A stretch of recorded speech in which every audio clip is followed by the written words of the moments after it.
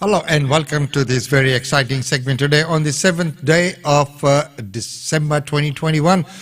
Well, a great news yesterday with our Premier that the opening of Queensland borders has been brought forward. So that is an excellent news. It's wonderful news. But of course, we will all need to do our little bit and make sure that, we all do the right thing and then comply as well.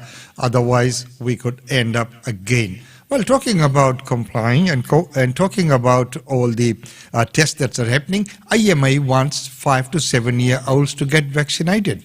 Dr. Mark Duncan-Smith, thank you for your time. So you want the reopening policy changed to 90% of the population from 5 and up rather than 12 and up, even if that means delays for WA's opening? Look, yes, we are. Essentially, we would be probably delaying just by 2 weeks. And that would put us into the first week or second week of February. This would allow to have a backstop for the vaccination of the children in the school system that would ensure that we get as many vaccinated as possible in that available time.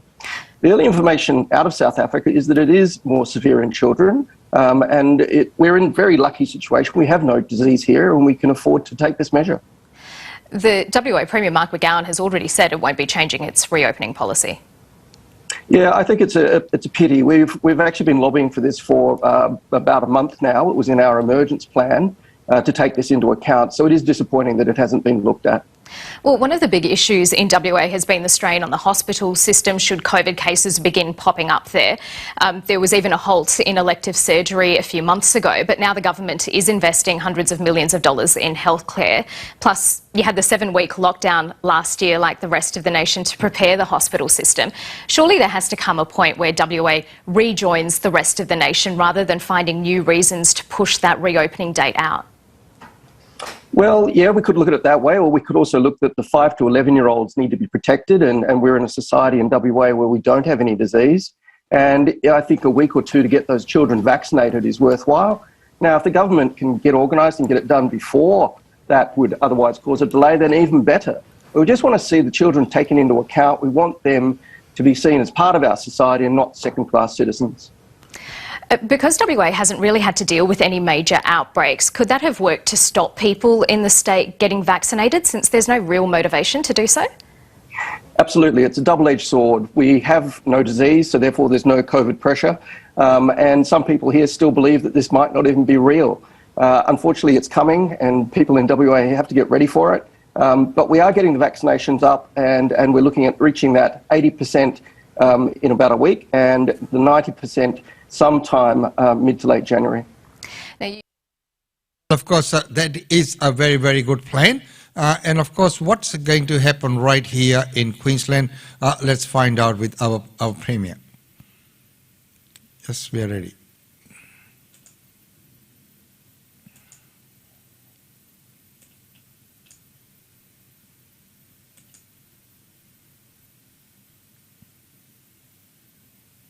Interstate and 1 overseas acquired.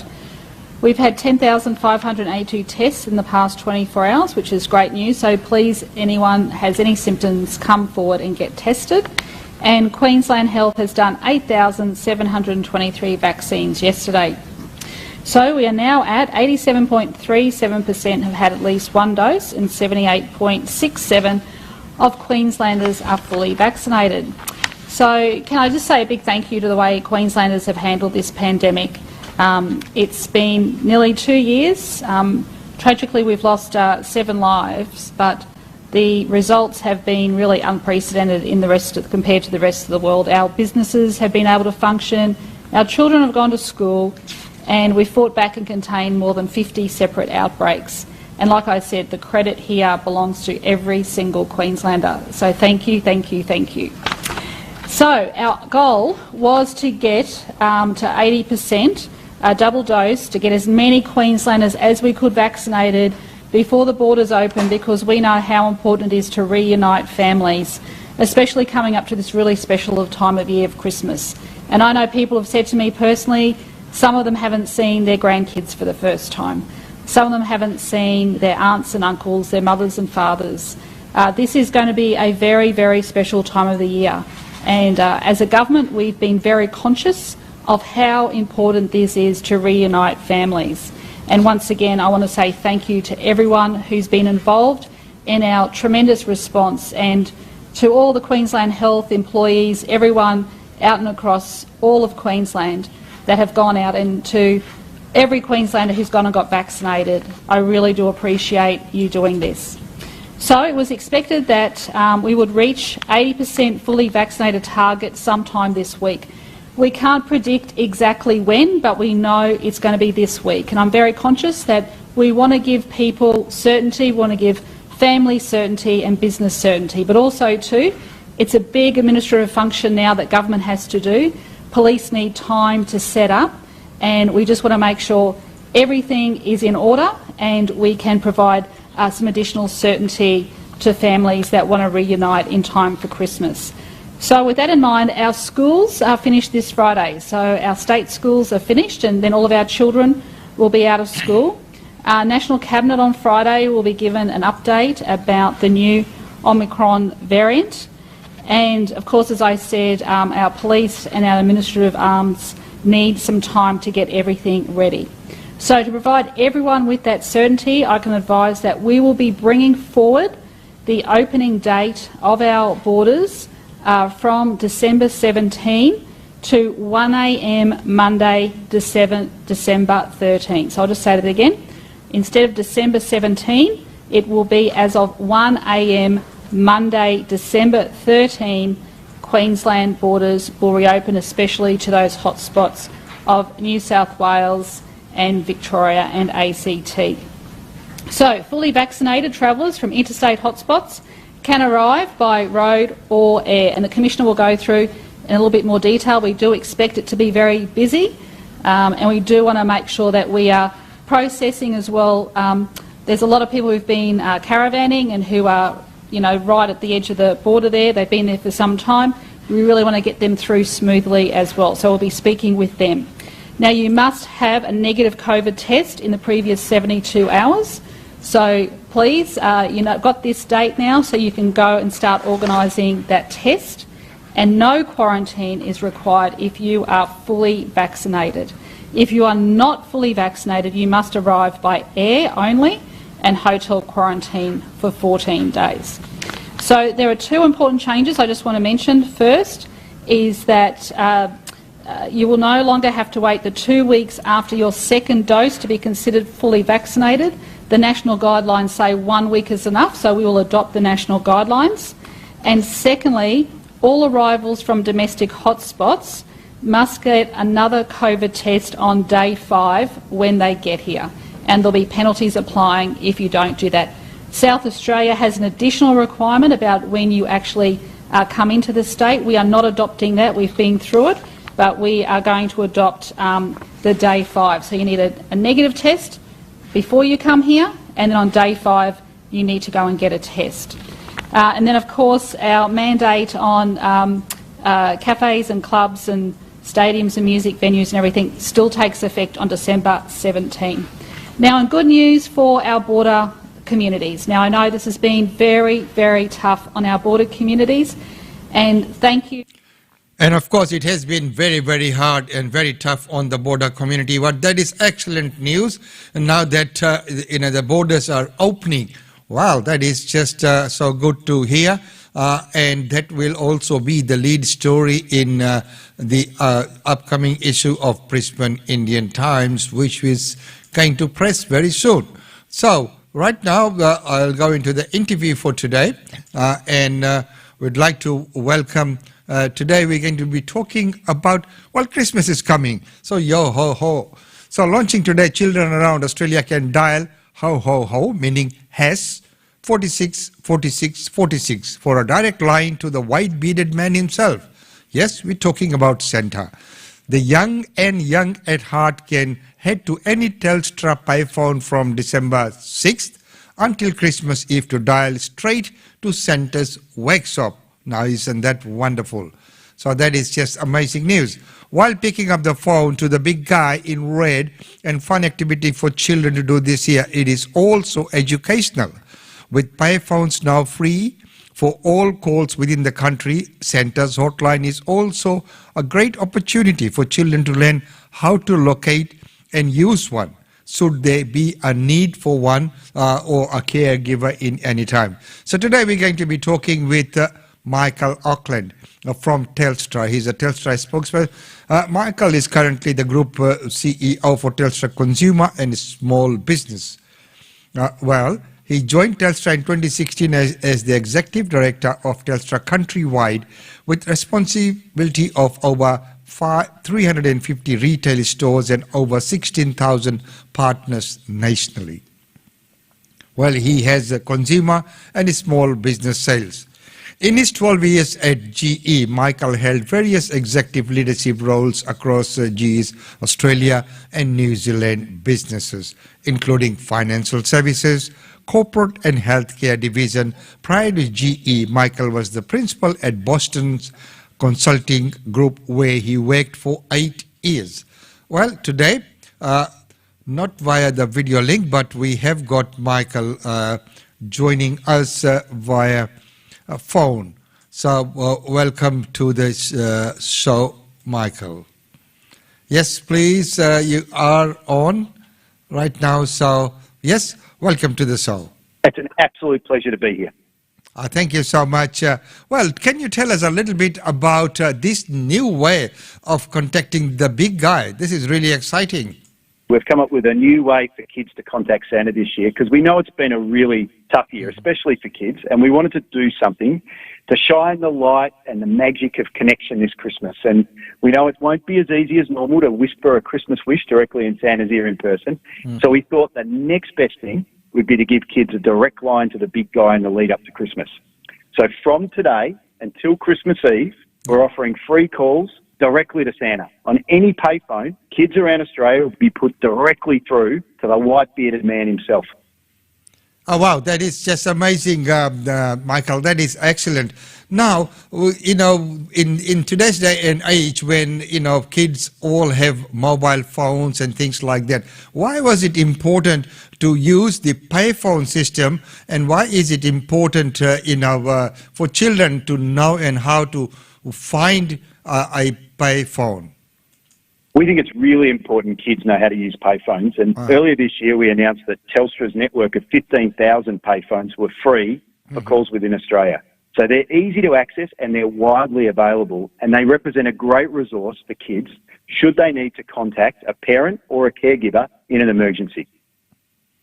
Well, that makes real sense because, otherwise children will never know that there is such thing called a payphone. They will all think that it's just the mobile devices that they have.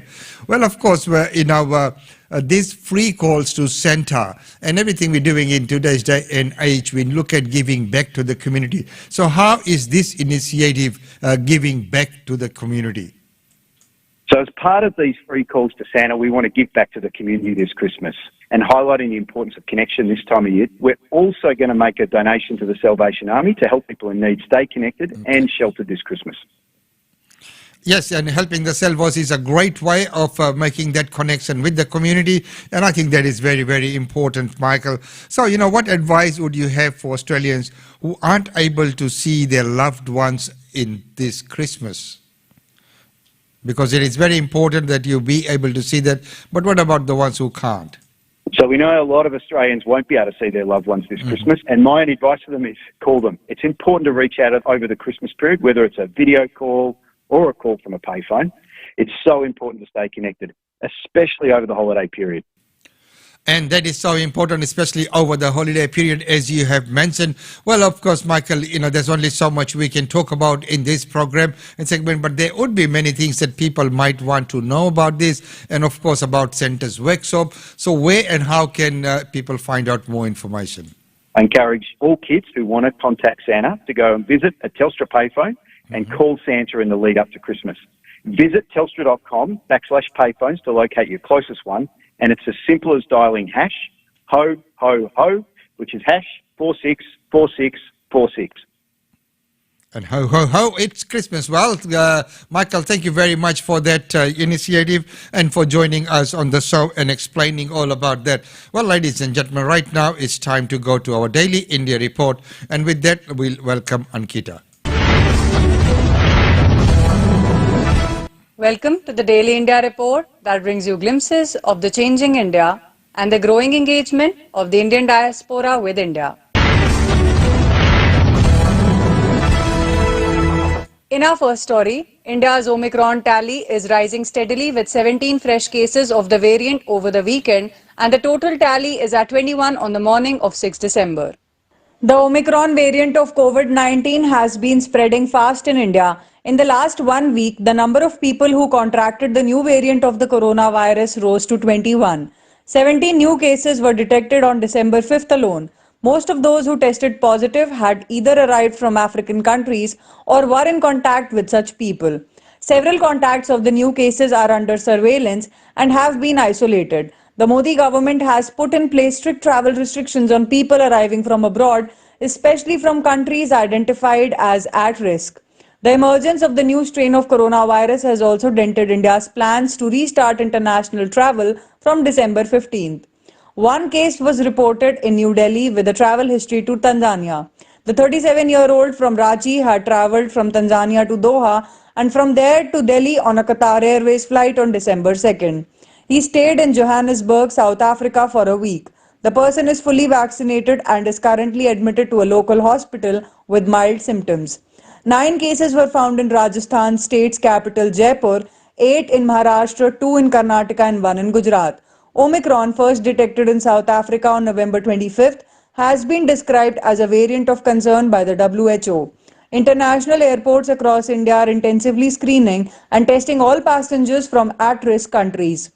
In line with central guidelines, all passengers from such countries have to take RT-PCR tests on arrival. The test result has to be negative in order to leave the airport. The list of countries deemed at risk for now includes United Kingdom, all 44 countries in Europe, South Africa, Brazil, Bangladesh, Botswana, China, Mauritius, New Zealand, Zimbabwe, Singapore, Hong Kong and Israel. Russian President Vladimir Putin arrived in India on 6 December for the 21st India-Russia Annual Summit with Prime Minister Narendra Modi. India and Russia are set to ink a raft of pacts to further boost cooperation in key areas of defence, trade and investment, energy and technology at the summit talks between Prime Minister Narendra Modi and Russian President Vladimir Putin on December 6th.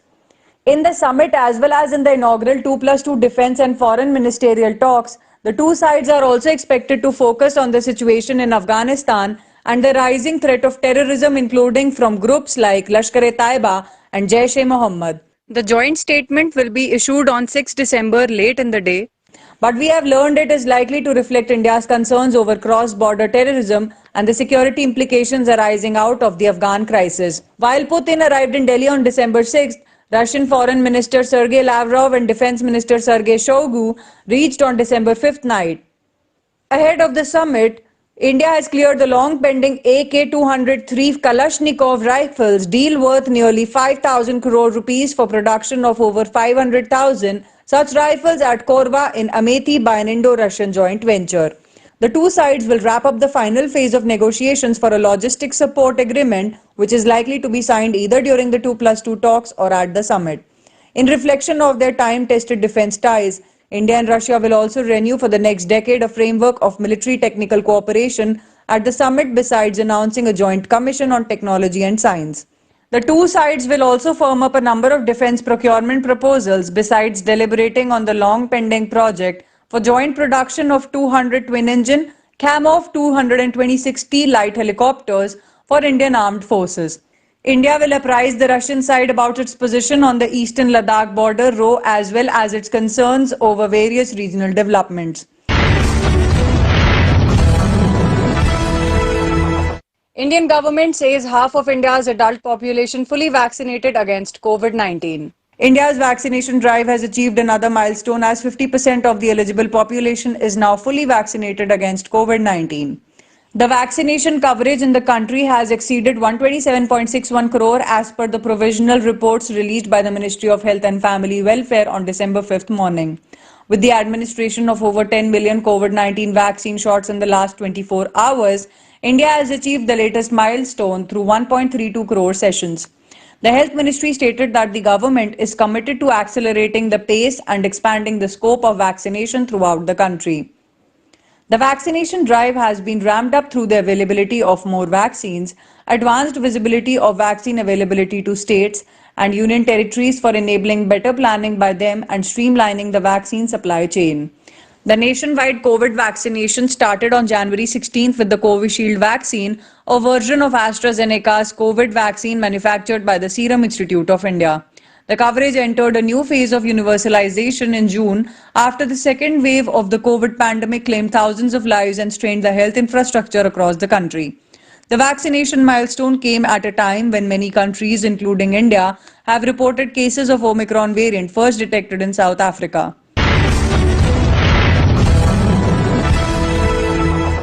At least 15 civilians were shot dead by security forces in botched anti-insurgency operation in Nagaland state in India.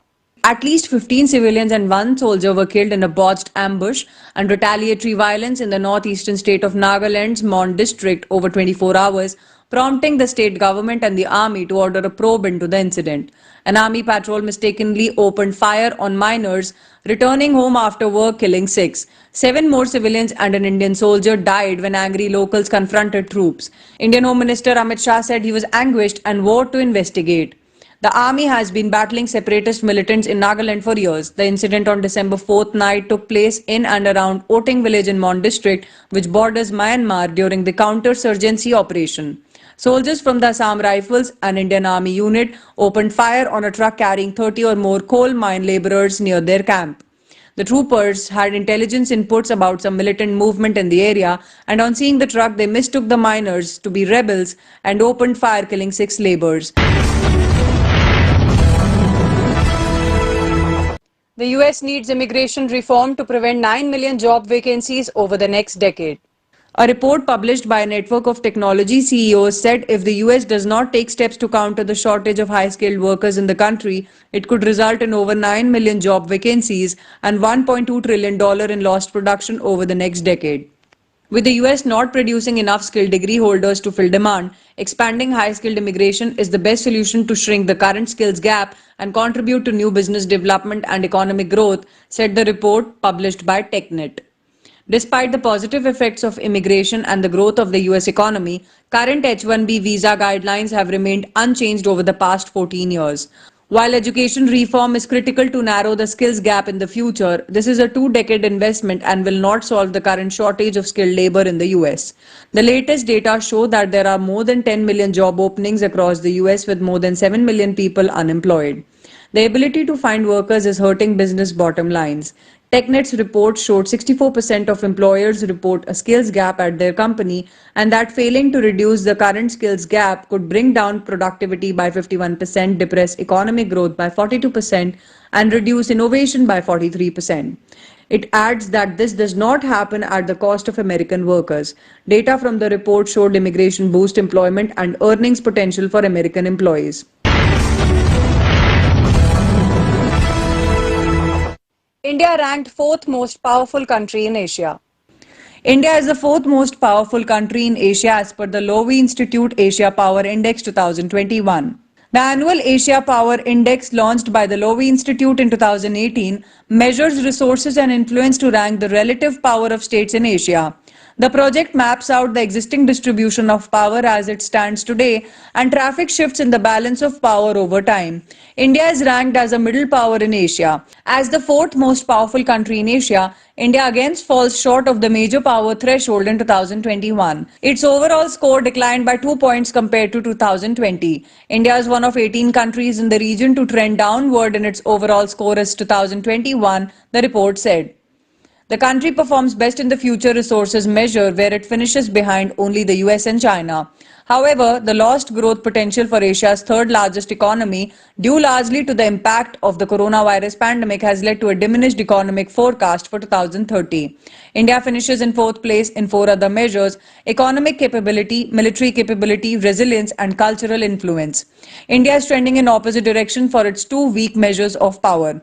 On the one hand, it ranks in 7th place in its defense networks, reflecting progress in its regional defense diplomacy, notably with the quadrilateral security dialogue, which includes Australia, Japan, and the US.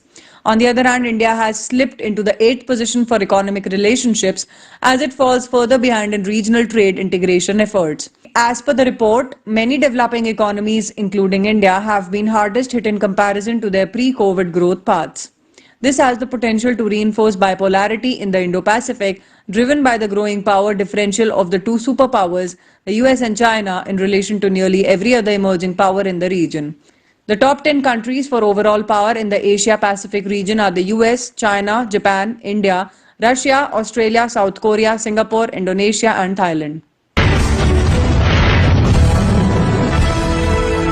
In Bollywood buzz, Nagesh Kukunovs' Good Luck Sakhi to release on December 31st. In buzz from Bollywood, the much-awaited release of director Nagesh Kukunovs' Telugu film Good Luck Sakhi, featuring Kirti Suresh and actor Adi in the lead, is now slated for December 31st. The film, which was supposed to be released on November 26th, got postponed, and it was announced that the film would instead release on December 10th. However, Worth a Shot producing it announced that the film, due to unforeseen issues, would be arriving on New Year's Eve. The production house also said that it was working hard to bring this with lots of love and asked fans to stay with it. The film has music by Devi Sri Prasad and cinematography by Chiranthan Das. The film is about how a girl believed to bring bad luck to everyone emerges as a champion sharp shooter. That's all for this bulletin of Daily India Report. Thank you for watching.